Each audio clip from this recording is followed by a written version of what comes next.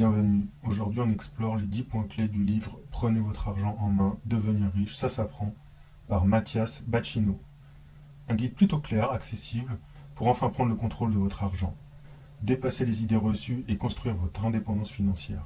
Allez, on y va. Allez, numéro un, point numéro 1, les gars. Déconstruire les croyances limitantes, c'est sûrement le plus important. L'épargne, c'est un truc de riche. Investir, j'y arriverai jamais. Il y en a pour beaucoup trop longtemps. Il faut des sommes faramineuses. On est condamné à être pauvre de toute façon. Ces affirmations, les gars, ce sont toutes des mythes à déconstruire. Vous êtes parfaitement capable déjà de gérer votre argent par vous-même. Il y a énormément d'outils. Et vous êtes capable de faire fructifier votre argent. On ne se rend pas forcément compte de la puissance des intérêts proposés. Oui, ça va prendre un peu de temps, mais tu verras déjà au bout de 4, 5, 6 ans, tu vas avoir des vrais résultats et tu vas te dire, ah ouais, c'est possible pour moi si je continue encore 5 ans, 10 ans de plus, il va y avoir un gros résultat. L'indépendance financière, les gars, c'est à portée de main. Ok, c'est ce qui nous explique l'auteur, Mathias Bacchino. C'est possible pour beaucoup de gens, pour peu d'être, on va dire, disciplinés et d'accepter que, voilà, au début on commence en bas, puis on va avancer. Et puis, ce qu'on oublie souvent, c'est qu'au cours de sa carrière, il y a des moments où on fait de l'argent. On peut avoir des primes, on peut avoir des promotions, il peut y avoir des bonnes années. Et donc, il va y avoir des moments d'accélération aussi. Ça, on l'oublie beaucoup. Ensuite, il fait vraiment l'apologie du concept de responsabilité personnelle en matière d'argent. Donc, il faut vraiment faire attention à ne pas déléguer. Et déléguer la gestion, ça coûte vite très cher. Sauf sur quelques ETF où il y a des prix très bas de gestion. Mais et encore, et encore.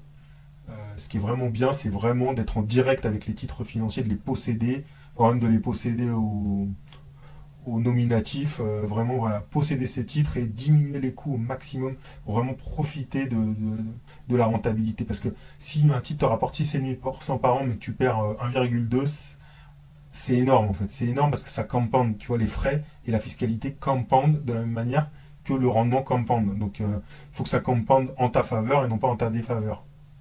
Et effectivement, l'auteur Mathias Bacchino met vraiment l'accent sur la digitalisation et les outils. Il y en a de plus en plus. Même les banques pratiquent des frais plus attractifs qu'avant. Il y a beaucoup d'applications, beaucoup de fintech. Il faut bien regarder tout dans le détail, mais c'est vrai que c'est quand même une opportunité supplémentaire. Évidemment, l'auteur nous dit de diversifier, et il a vraiment raison, parce que vraiment la diversification, c'est l'arme des nuls, et aussi l'arme des riches, c'est tout le paradoxe. Il n'y a que les gens qui sont des hyper spécialistes qui peuvent se permettre de se concentrer. Pourquoi? Parce que diversifier, ça diminue énormément les risques. C'est incroyable à quel point il y a tout le temps des coups de Trafalgar, il y a tout le temps des surprises et tout. Et si tu veux bénéficier d'une surprise favorable, il faut que tu sois exposé à au moins 10 actifs différents. Ok, alors peut-être pas la crypto si c'est pas ton délire, mais allez, pourquoi pas 3-4% de crypto, on sait jamais. Mais ce que je veux dire, c'est que on appelle ça des accidents positifs de richesse. Donc voilà, il faut aussi, pour pouvoir avoir des coups de chance, être quand même exposé à une dizaine d'actifs minimum. Moi, je conseille d'en faire plus, au moins 20 actifs. Voilà, il faut aussi énormément avoir une introspection. Euh, il faut réfléchir, qu'est-ce que je veux, pour quand, est-ce que je veux un revenu complémentaire, est-ce que je veux préparer ma retraite, est-ce que je veux transmettre à mes enfants, et à quel horizon. Tout ça est assez personnalisé finalement, hein. Donc il faut vraiment réfléchir, si on n'a pas un conseiller financier, il faut vraiment prendre un papier à crayon et poser sur le papier ses besoins. Et notamment le besoin de liquidité. Parce que moins on a besoin de liquidité rapidement, de pouvoir liquider rapidement un actif, plus on peut se permettre, voilà, de bloquer pendant longtemps le truc et lui laisser vraiment une chance de se développer et de gagner beaucoup. Voilà, donc aujourd'hui on rentre dans un monde de finances personnelles. La finance personnelle va devenir vraiment aussi importante que prendre en main sa santé. Et donc c'est très important. Aux États-Unis, ils ont de l'avance sur nous.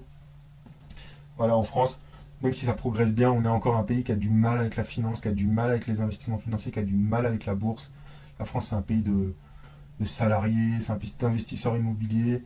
Et pourtant, c'est très très important d'avoir des sociétés en bourse, au moins une dizaine. Ça peut être par exemple 5 françaises, 5 américaines pour commencer.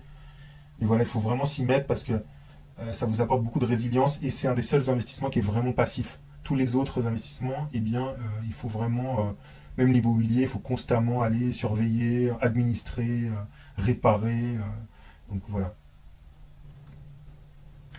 Donc Si ça vous a plu, merci de laisser un petit like, un petit j'aime. Et je vous dis à la prochaine fois pour une prochaine review de livres. Merci à tous les gars.